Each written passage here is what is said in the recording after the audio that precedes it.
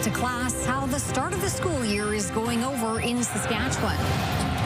The challenges facing children, the threats that are putting many at a disadvantage. In Saskatoon's Urgent Care Centre, why the province is preparing for potential shortages months before it even opens. This is CTV News with Chantel Saunders. Good evening. We begin tonight with back to school. Most students across the province return to the classroom today. CTV's Hallie Mandrick talked to Saskatoon students and parents about how they're feeling heading into the fall. Schools across Saskatchewan are busy as ever thanks to the beginning of a new school year. What's your favorite part about going back to school? Probably seeing my friends after a long summer break. Parents who spoke with CTV say they're feeling a lot of emotions this time of year. It's fantastic, always, because kids go back to school and we get some time for ourselves. Excited, nervous, because this is not just back to school for us, it's also a new beginning. We are new in the country. So it's day one of new school altogether for my kid. After shaking off some first day jitters, the prospect of a new school year seems to be promising for those we spoke to. I really liked the way school welcomed us this morning. It was really good. My kid was a bit nervous, but then the moment he saw his teachers and kids around, he was all excited. And as kids are hitting the books, CAA has some reminders for folks who are hitting the roads. It won't shave off that much time to speed through a zone, but it really could impact the safety of that situation. With increased traffic in school zones, Blair shared some additional advice for motorists who may be dropping off or picking up their kid from school. Make sure that they know the rules of the road and make sure you're following them too as parents. They're going to notice if you do a U-turn in the school zone, which is not allowed. They're going to notice if you're maybe dropping off or picking up in no parking or no stopping zones. Just be aware that these little eyes are watching you, so set a good example. Tickets for speeding through school zones start at $170, with an additional $4 for every kilometer per hour over the speed limit a person is driving. Hallie Mandrick, CTV News, Saskatoon. Post-secondary students also returning to class for the school year. Activities were planned at the U of S today to welcome students back to campus. The Huskies also play their homecoming game on Friday as they host the UBC Thunderbirds at Griffith Stadium. Admission is free for U of S students. Campus kickoff events also planned at Sask Polytech locations throughout the province. As students head back to school today, a new study is shedding light on some of the challenges children are facing. CTV's Laura Woodward on the troubling trends putting many at a disadvantage.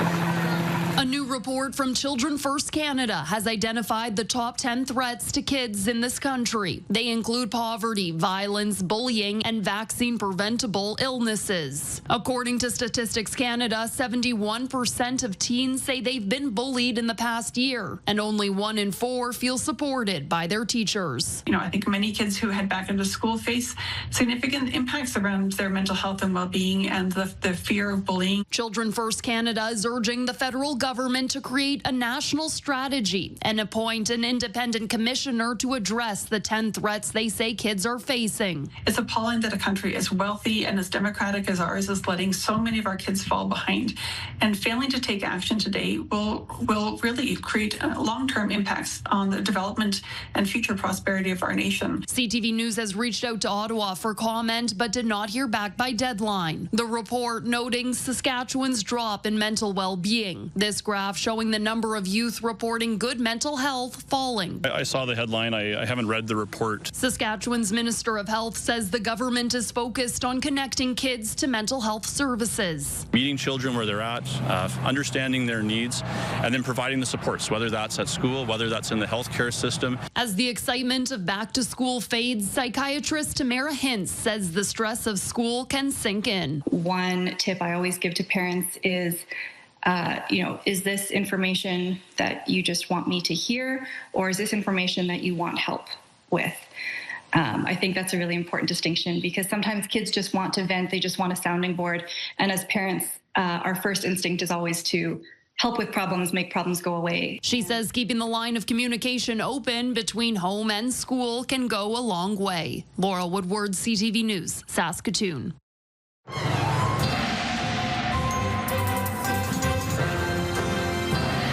Jeff, I think a lot of kids going back to school today needed at least a sweater or a light jacket. I know I did today. Yes, certainly windbreaker weather. Not that it's windy, but you're right, a light jacket, because it is a little cooler than the heat that we had last week. And as we head into the next couple of days, it's going to stay on the cool side. But the good news is we get into the weekend.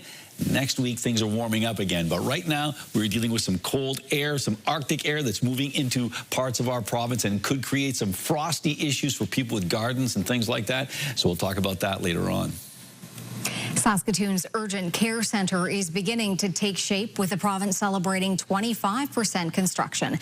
But as Keenan Sorokon reports, the search is on for staff to keep the facility open when the time comes. Construction for Saskatoon's urgent care centre is progressing, with plans to open for next spring. But questions still remain about its hours of operation and who will work here. If there's an opportunity to go 24/7 at some point, that's certainly something we would look at. Jeremy Cockrell says until the staffing pool grows, people in Saskatoon shouldn't expect to see this urgent care centre at the site of the former Pleasant Hill School open around the clock. Instead, expect to see it open every day from 8 a.m. to 9:30 p.m. In a time of limited staffing resources, we want to focus on where it's going to have the greatest patient impact. Those are those daytime hours, those 8 a.m. to 9:30 p.m. In a statement, the NDP called it a broken promise by the Sask Party, not delivering service 24/7. After opening Regina's urgent care centre last July, with the expectation of being open 24 hours a day a few months later, the province has yet to reach that goal and announced in July the facility would be open from 8 a.m. to 9:30 after closing multiple times to accommodate staffing shortages. The point is, we want to use our resources to best impact patients. With construction moving on to mechanical and electrical work, this unique facility will eventually welcome mental health and addictions treatment for those who can't wait. But working alongside Atakakoop Cree Nation, the surrounding area will welcome students from SIIT, as well as a pharmacy, a daycare, and more addictions treatment spaces over the coming years. I think it really is a testament to how a step in the way of reconciliation is really benefiting everyone, indigenous and non-indigenous people, in the way of services, in the way of opportunity. The facility could open as early as May or June next year. Keenan Sorokon, CTV News, Saskatoon. Saskatoon police are investigating the death of a man found in a mall parking lot as suspicious. Officers were called to the Confederation Mall just before 10 o'clock Saturday morning for what was reported as a disturbance. They arrived to find a 26-year-old man dead. No other details about what happened have been released. Prince Albert police have charged a 15-year-old boy with attempted murder and aggravated assault. Police responded to the 900 block of 2nd Street East on Thursday night for reports of an assault. Officers found a 13-year-old girl and 15-year-old boy who were suffering from stab wounds. The 13-year-old was brought to hospital in Saskatoon. The 15-year-old suspect was arrested and charged. Sunday marked International Overdose Awareness Day, and Saskatoon's Prairie Harm Reduction took some time to reflect on the impact of overdoses in Saskatchewan. A vigil at Station 20 West provided an opportunity to reflect and connect with the community. Prairie Harm Reduction says since January, 20 people connected to the organization have died from overdoses. The vigil was an opportunity for people to share their experiences and talk about loved ones who have been lost to drugs. Before I started working at PHR, I was living behind PHR when I got the job there. So I know exactly what it's like and what they need and where they're coming from and why people are passing away and what it is that's making the problems. Prairie Harm Reduction says, according to the Saskatchewan Coroner's Office, there have been 210 confirmed or suspected overdose deaths in the province this year. The Parole Board of Canada has revoked the day parole of a former hockey coach, sending him back to prison. Bernie Lynch, who was an assistant coach with the Regina Pats, was sentenced to 3 years in prison in January of 2024 for the sexual and physical assault of a 17-year-old boy who was staying at his apartment while attending a Regina Pats hockey school in 1988. On May 26th, that same victim shared with RCMP that Lynch had sent him a friend request through Facebook. Police were able to confirm that information, taking photos of the victim's phone. Lynch was arrested the same day. The NDP says the Sask party is failing to get a fair deal for Saskatchewan when it comes to immigration. NDP MLA Noor Burki said Saskatchewan's agreement only allows for 1,100 additional nominees through the immigrant nomination program. The party saying Saskatchewan's numbers are significantly low compared to New Brunswick, which secured an extra 1,500 nominations.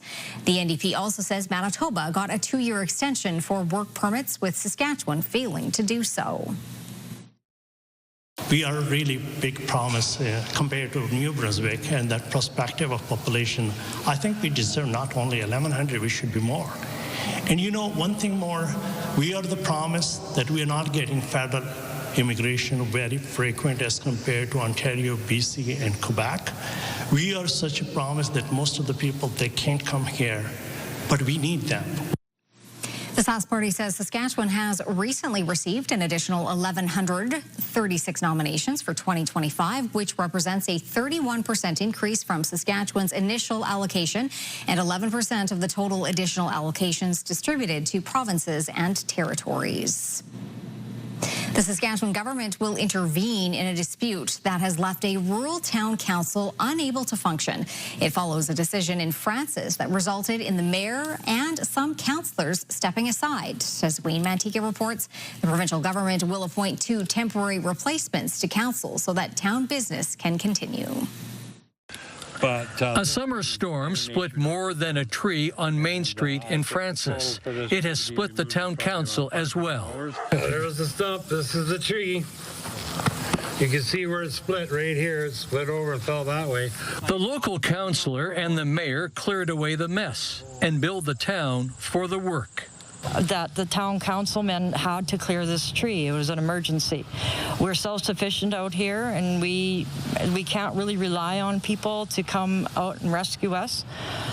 So this was decided that we would do this. It came to $25 an hour, according to the councillor. However, other councillors say that breached the rules set out in the Municipal Act. Councillors are not supposed to work for the town and be paid. If it's something that needs to be done like urgently, and we don't have anybody in town trained for this task, a councillor, if he's the only one or she's the only one that is trained to do that, then they can do it. 4 of the 7 members of council have either been asked to step aside or have quit. It was a setup as far as I'm concerned, and that's fine. I don't want to be on council here anymore. The provincial government will make 2 temporary appointments to council so work can continue until a by-election is held. Wayne Mantika, CTV News, Francis. A Saskatoon woman celebrated her 100th birthday over the weekend. Lainey Stokvis celebrated the day with her entire extended family. All 7 of her children, along with her many more grandchildren, made their way to the Bessborough Hotel to mark the occasion. Oh, my children and all the grandchildren here, it's unbelievable. They came from all over. I mean, the fact, you know, it's easy to the ones from Saskatoon or Regina or Calgary, but to come all the way from Europe, yeah, it's just unbelievable. According to her family, Lainey was the last person to sleep after a long day of celebrating. The Nutrient Fireworks Festival returned to Saskatoon over the weekend.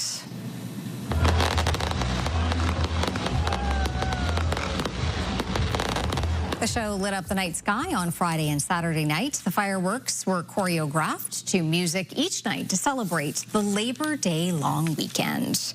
And daytime activities also part of the weekend along River Landing. People coming out to enjoy the food trucks that line the traffic bridge and, of course, the warm weather.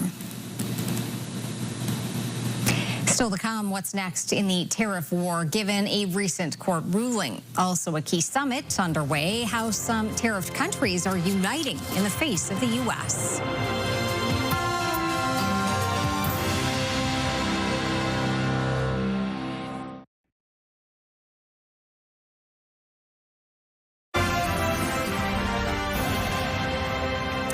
You're watching CTV News live from downtown Saskatoon. Thanks for staying with us. Well, we've got our eyes on the tariff situation and what it means for Canada now that a U.S. federal appeals court has thrown much of Donald Trump's tariff strategy into uncertainty. CTV's Rachel Ello on where things stand now that September is here. The start of September marked the end of Canada's counter tariffs on U.S. goods covered under CUSMA.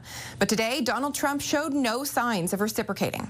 The U.S. president is preparing to defend his global tariff regime before the Supreme Court. Because without the tariffs, this country is in serious, serious trouble. Trump standing by his trade tactics comes as one cabinet minister asserted today that despite dropping retaliatory tariffs, Prime Minister Mark Carney hasn't put his elbows down. There's no capitulation. Let's be clear. Zero. Never, never. That's not happening. We're trying to match exactly what the Americans have done. And trade talks are ongoing. It's a complicated negotiation. That negotiation will be a central focus as Carney convenes his cabinet in the GTA. Starting tomorrow, the Prime Minister and his front bench will be planning fall priorities, from preparing for the CUSMA review and supporting tariff-impacted sectors to fast-tracking big projects. To that end, today, Internal Trade Minister Chrystia Freeland hosted a Made in Canada summit at a Hamilton steel plant to try and generate domestic investment in major transportation projects. Rachel Aiello, CTV News, Ottawa. Donald Trump may find himself isolated with a key security summit underway in China. It's being attended by three of his political rivals from China, Russia, and India. CTV's Mike Couture has more on what it could mean for the New World Order. The meeting of the Shanghai Cooperation Organization is the biggest diplomatic event of the year in China, and many see it as a way for President Xi Jinping to rally countries who have become the target of U.S. President Donald Trump. Preparations have been meticulous for what is being called China's largest military parade ever. Celebrations commemorating the end of the Second World War will also showcase new drones, hypersonic missiles, and fighter jets. Perhaps more important are the guests who will be watching the display of military might. Kim Jong-un arrived on his armored train, a rare foreign trip for the North Korean leader. Xi Jinping has been promoting this idea since 2017 that China will become the new global hegemon in what he refers to as the community of the common destiny of mankind. Kim is expected to stand shoulder to shoulder at the ceremony with Russia's president. Vladimir Putin has been attending 2 days of meetings where China's president praised the two countries' lasting good neighborly friendship. President Xi also talked about establishing a model of mutually beneficial cooperation and win-win relations between major powers. I think Xi is succeeding in presenting an alternative to the multilateral rules-based order that we've lived under for the last 80 years. That summit included Narendra Modi, the Prime Minister of India, a country dealing with 50% tariffs from the U.S. And some believe China is trying to take advantage of the current global climate. China is putting on a strong display of strength and is making itself out to be a responsible stakeholder in global affairs. President Donald Trump was asked about Russia and China forming an axis against the U.S. He says he's not concerned at all about it. Mike Couture, CTV News, Ottawa. The federal NDP has officially launched the race to find its next leader. The party says there's been strong interest in the job since August 20th when application packages were made available.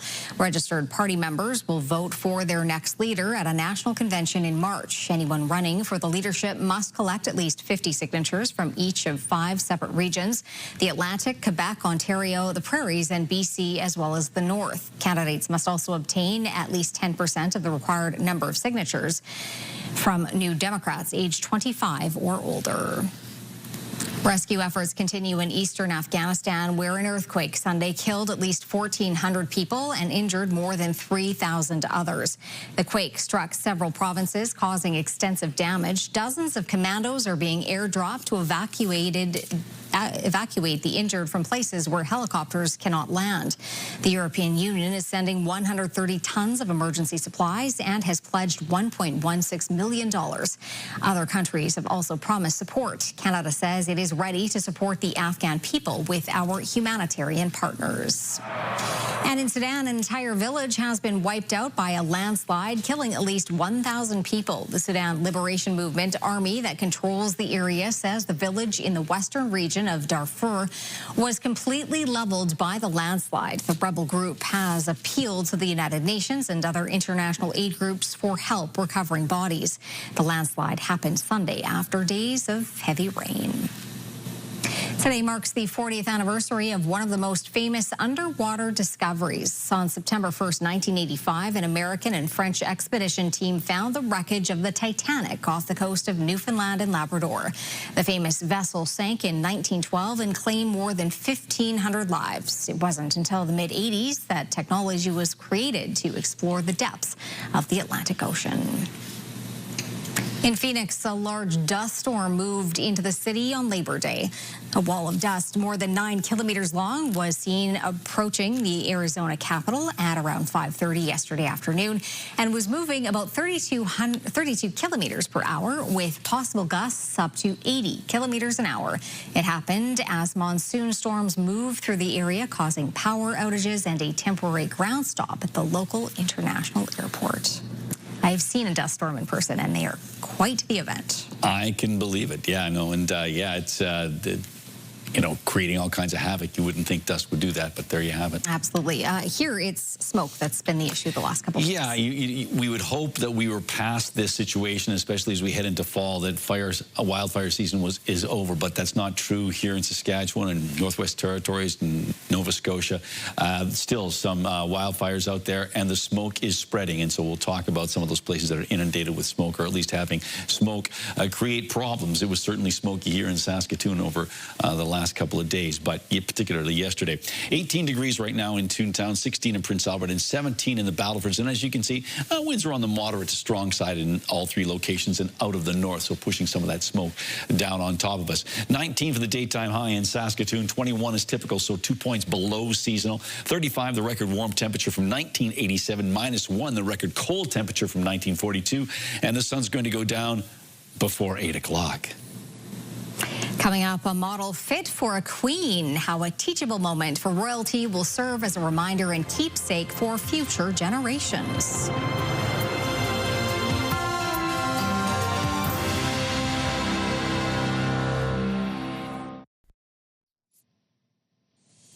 All right, let's take a look and see what the Skycam shows us in, kind of a smoky situation. The air quality index around 5 right now, which is on the moderate risk side of the scale. And yes, it's been a smoky couple of days. It'll be less so as we get into the overnight into tomorrow. But yes, it's all because of the wildfires that are still impacting other parts of the country as well. So let's take a look and see what our numbers are. 18 degrees in Saskatoon, 16 in Prince Albert, and 17 in the Battlefords, just to recap those numbers. Our hot spot today, that was Val Marie at 23, Uranium City, the cold spot at a chilly 1 degree on the plus side. Around the province we go. Not much variation here in the larger communities of our province. Temperatures basically around 18 or 19 degrees. It's 17 in Estevan, 15 in Yorkton, 16 up in Prince Albert. We knew that. And then into central parts of the province, as you can see, temperatures as chilly as 13 in Hudson Bay, warming up to 20. That's in Kindersley. It's 19 in Meadow Lake, 17 in Waterson Wynyard, just 15 in Nipawin, 14 in Waskesiu. Single-digit temperatures in Collins Bay and South End, 9 degrees in both of those locations, 14 in Buffalo Narrows, 13 in La Ronge, and down south, well, we've got ourselves 21 degrees in Leader, 18 in East End, 18 as well in Weyburn, but 15 degrees in both Melville and Broadview and Coronach. I guess say it's all three, not so much both. And there's a fourth one there, Indian Head. Let's take a look at our futurecast. As you can see, the computer modeling indicating some active weather moving through parts of northeastern Saskatchewan in the next 24 hours, and those pressure lines getting closer together. We expect them to get even closer as we head into Thursday. Now, right now you can see it. It's a little hard to see sometimes, but there's that blue etching. That includes places like Nipawin, Melfort, Hudson Bay. These locations, I believe in the Sturgis-Priestville area, maybe down as far as Kenora, those areas have a frost advisory. It's sort of in between a frost warning and a risk of frost. So if you've got low-lying areas or places or plants that are delicate and you live in those areas, cover them up, because if you can, because they are in somewhat dangerous situation. Possibility of some showers in northern Saskatchewan, as we saw in the futurecast, that system moving through. 21 degrees from Meadow Lake, 18 in Spiritwood, 24 in Kindersley, 22 in Rosetown, so warming up on the western side of the province, and that's certainly true of the southwest. We've got ourselves 26 in Maple Creek, 25 in Leader, 20 in Outlook, 22 in Swift Current, 15 degrees in Yorkton, 18 in Regina, 20 in Moose Jaw, 17 in Estevan, all under mainly cloudy skies, and temperatures hovering around that 15 or 16 degree mark for east central Saskatchewan with mainly cloudy skies. On to the Battlefords. Clearing skies tonight, 4 degrees, the wind's backing off, 21 degrees tomorrow under cloudy skies, and then windy conditions on Thursday, sustained winds of 40 clicks, gusting up to 60. That's going to be true of Prince Albert and Saskatoon as well. 17 on Friday, Saturday 19, but back into the mid-20s, so above seasonal temperatures Sunday, Monday, and Tuesday. Prince Albert's overnight temperature, 1 degree with a risk of frost. Mainly cloudy conditions on Wednesday, 16 degrees. 13, a cold 13 degrees and windy on Thursday, and then slowly warming up back to those seasonal temperatures as we get through the weekend into next week. And Saskatoon, 3 degrees with less cloudy conditions. The air quality moderate, low risk tomorrow. 19 tomorrow for a daytime high, similar to today, but then a chilly Thursday with windy conditions, slowly warming up as we get into the weekend. 19 on Saturday, 24 on Sunday, and close to 24 on Monday and Tuesday as well.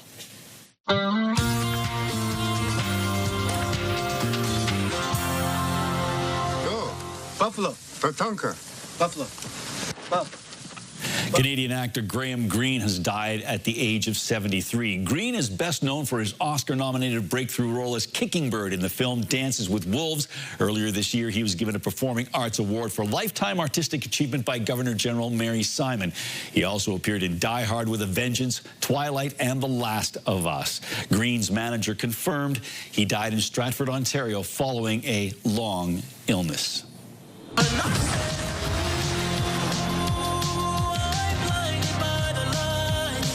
The weekend has made music streaming history. The Scarborough, Ontario native song Blinding Lights is the first song to reach 5 billion streams on Spotify. It took 6 years since the song's release to reach that milestone. And some of the biggest names in film are set to descend on Canada's biggest city this week as the Toronto International Film Festival gets underway. TIFF's 50th anniversary edition kicks off on Thursday. Nearly 300 different titles will screen at venues across downtown Toronto. The festival runs through September 14th. All right, Jeff, time for Pick of the Day. All things outdoors today, I hear. All things outdoors. And let's start off with this one.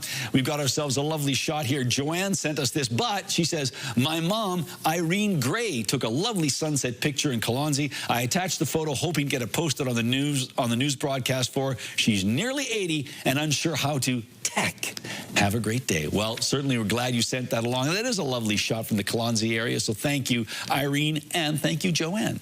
And this one from Lorraine, an unexpected moment off the number 3 at Tisdale Riverside Golf Club. Look at that, and it's really nice. There's a bit of a rainbow going on there with that fountain out there in Tisdale, so thank you, Lorraine. And finally, check this out.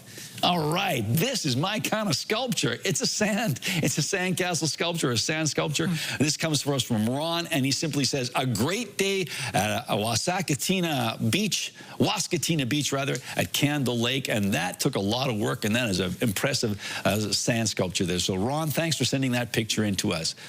All right, if you'd like to send us an image, you can do so by sending it to cfqcnews@ctv.ca. Still to come on CTV News, a look at the weekend that was at the Labor Day Classic. But up next, how a model made for royalty will serve generations to come.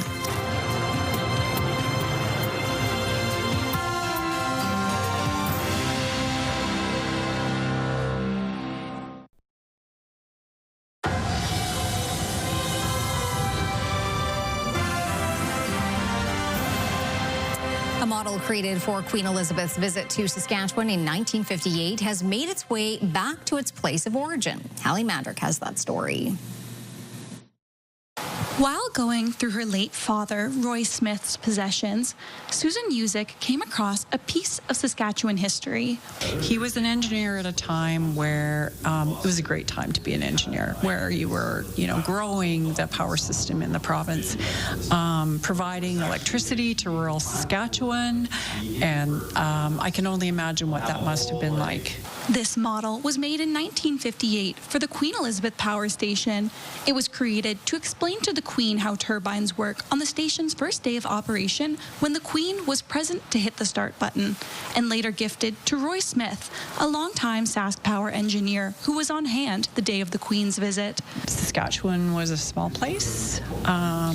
Saskatoon was small, and I can only imagine what it was like to invite and have the Queen accept the invitation to come and commission a power station that was named after her. Now, the model has made its way back to the power station thanks to Roy Smith's family, and those at Sask Power say they're very grateful to have it. Bringing electricity to the province came with dedication and a passion to bring a product really that changed life for many in the province, not only rural electrification, but also modern day society. Usick says her family is equally happy to have the model returned to the power station. It's just something that he always has had, and I think this is where it belongs. This is the place it should be. Hallie Mandrick, CTV News, Saskatoon. When we come back, telling the stories of those who are missing and those searching for them. And later, while you'll want to keep an eye to the sky tonight.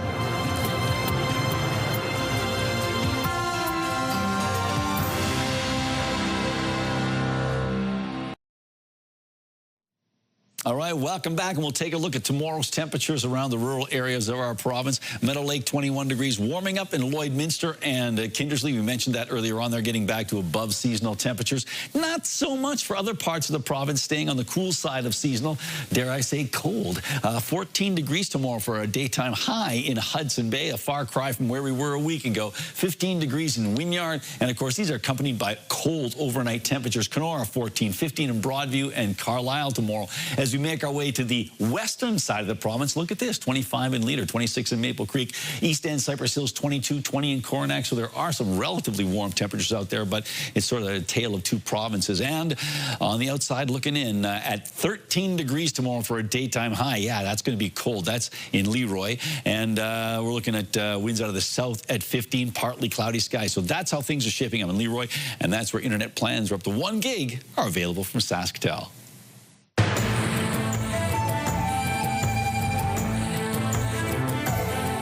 Greetings, everyone. Approximately 1,000 people are reported missing in the wilderness each year in Canada.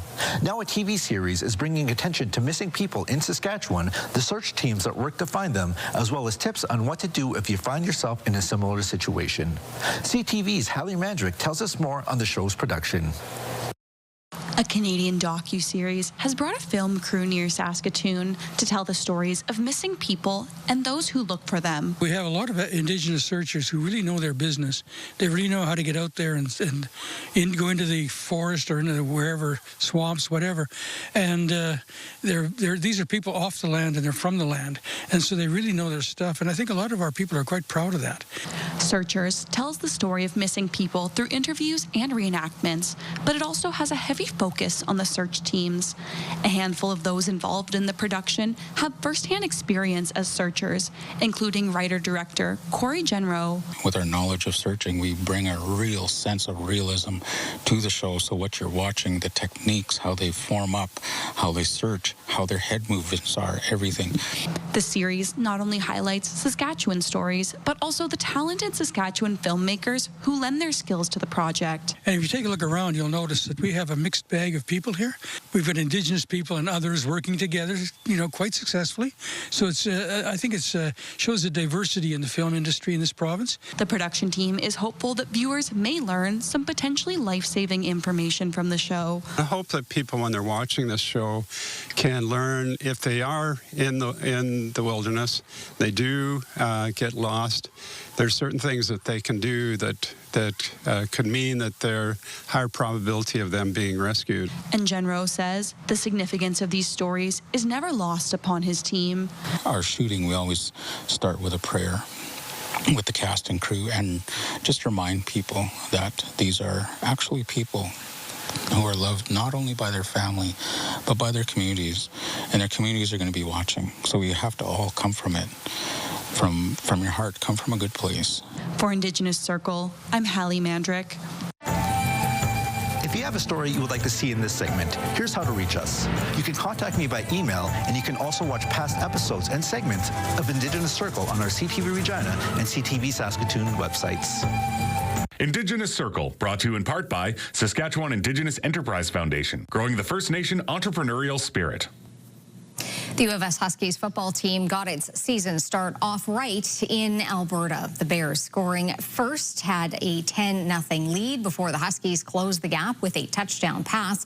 Then in the second quarter, an interception for a touchdown gave the Huskies their first lead of the game. Then in the fourth quarter, another touchdown pass from Anton Minbrud made the game 29-20, and the Huskies win week 1 on the road. Next up is homecoming week as the Huskies host the UBC Thunderbirds Friday night at Griffith Stadium. The Saskatoon Blades and Prince Albert Raiders kicked off the preseason with a matinee matchup held at SaskTel Centre following each team's training camp this afternoon.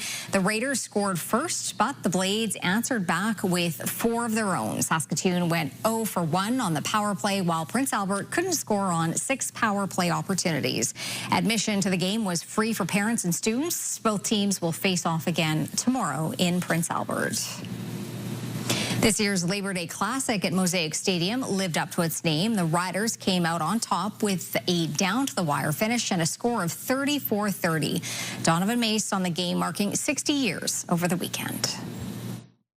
2-point difference, 30 seconds left. For yet another year, the Labor Day Classic lives up to its name, going down to the wire. Just like a year ago. It's the other way around this time. The Bombers trying to tie it. And this chapter written by Tavon Campbell.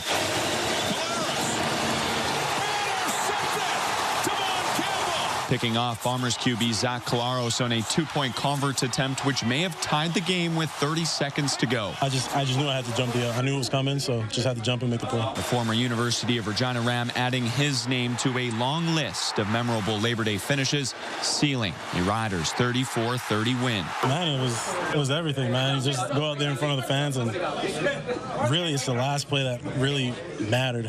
And to make that play, it was great. It ended up, being a big deal that TC returned it for 2 points, because just in case they got the onside, it would have, they would have had to score a touchdown. Very fortunate and happy to be out on the winning side of this one this year. Now, while players say it is just another regular season game on the schedule, to fans, Labor Day is so much more. Along with a historic game, a historic crowd. 34,243, the largest at New Mosaic Stadium since it opened in 2017. Labor Day. Most times, it's just kind of like white noise and you're dialed in. Not tonight. It was unbelievably loud. When you just kind of took a deep breath and kind of just looked around Mosaic and looked at all of the fans, it was kind of just one of those pinching moments. I get to be the guy in the arena this week, and I never take that for granted. With the win, the Riders' record improves to 9-2 on the season. Just the second time in franchise history the team has hit that mark through 11 games. Donovan Mace, CTV News, Regina. Edmonton fans of the old retailer Zellers have been left disappointed. The new store was supposed to open yesterday in a former Hudson's Bay location at an Edmonton mall. A long line of people were waiting for the doors to open at noon, only to be turned away. There were several goods and displays inside the store, but no sign of any staff. Mall staff told CTV News they expect Zellers to open later this week. Kraft and Heinz merged 10 years ago in a multi-billion-dollar deal. Now they're separating. Morella Fernandez has more on that.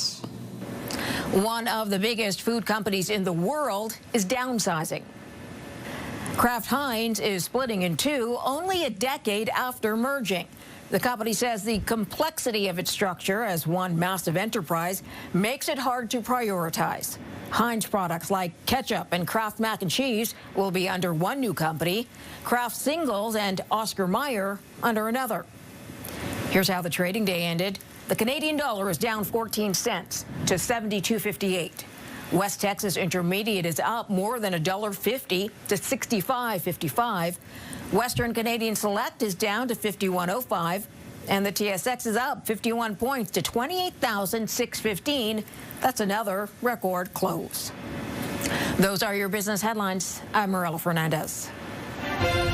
Turning to local gas prices now, the average price in Saskatoon just over $1.43 a litre. The lowest price in town, $1.23.9. On Saskatchewan markets, Cameco finished the day at $103.95, and Nutrien was up 30 cents. Coming up, a powerful wind could be in store south of the border. Then the spectacular sight expected in the sky.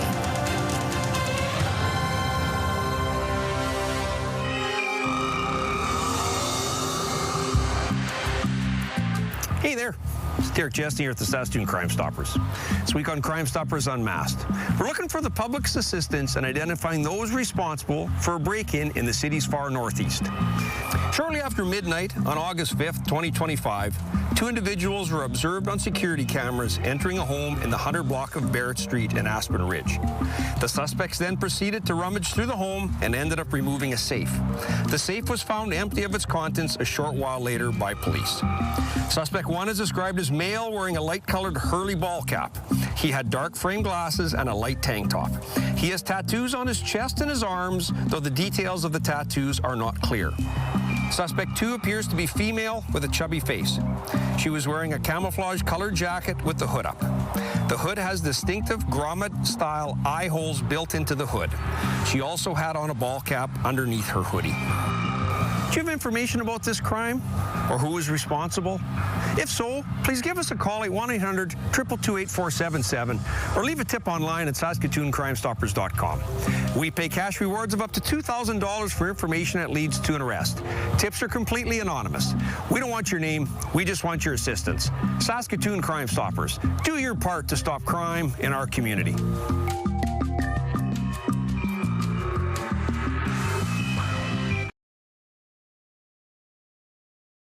Select Hair Services brought to you by Sage, the beauty bar.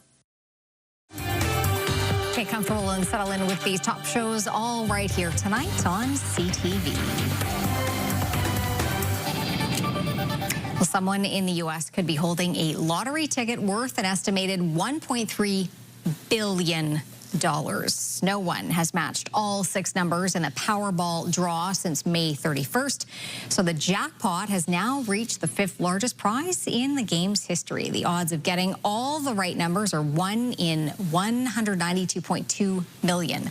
Payments for a jackpot would be spread over 30 years, or the winner can choose an immediate lump sum, which now stands at $589 million. The next draw is tomorrow night. So call your friends and relatives down south. See if they can I've done that before for other power levels, but I don't think I'll do it this time. Yeah. Well, the northern lights could be visible across much of the country tonight. Usually, the aurora borealis have a little more of a greenish hue, but a NASA astronaut captured a crimson-lined one orbiting Earth. Red auroras only happen 2 or 3 times during a 6-month mission to the International Space Station. Tonight, there's a high probability of aurora activity, particularly over western and northern parts of Canada. So can't wait for those images to surface. They will, no doubt. Yeah. If you see any, if you take any, send them. Yes, indeed. Let us share the wealth when it comes to those images. Yeah.